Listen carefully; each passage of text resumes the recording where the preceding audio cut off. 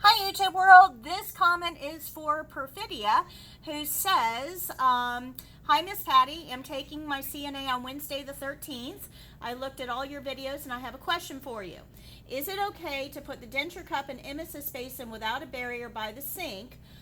And the school that's doing the exam at does not have a privacy blanket, so is it okay to use a towel to keep that part of the body private? So these are two separate questions, so I'm going to answer them separately. First of all, the sink is not considered clean.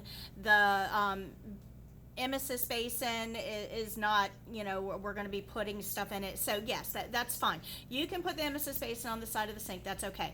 If you want to put a barrier underneath it, that's fine. You're more than welcome to use a barrier anytime. They will not fault you for using a barrier to keep a surface separated from an object. So you can use a barrier at any time. And I love where you're thinking with that infection control thing. So that's awesome. Great job. It's not a requirement for the test, but if you wanted to use a barrier, that would be fine. As far as the towel thing goes, yes, privacy blankets are important. If your school doesn't have them, and they should if they're a testing center, but you need to use something, a towel or something. And I want you to think about that for just a second from the patient's point of view, right? We tend to not really think about the patient experience, but I think it's important for us to spend a minute thinking about the patient experience. So, when you get admitted to a hospital or nursing home, whatever, they give you this thin hospital gown. You're not active, you're not moving around as a patient much, so it's automatically going to feel cold to you. Now, the staff members, they're fully clothed, they're running around like chickens with their head cut off. The temperature feels totally different to them. The facility is actually going to feel very warm to the caregivers and very cold to the patient. So when you take that sheet off of that patient for any reason, especially if you're going to undress them even further, they're going to feel temperature cold, and that's just no good for anybody. So we want to make sure that we're covering them with something to make them warmer. But you've also got that emotional exposure, right?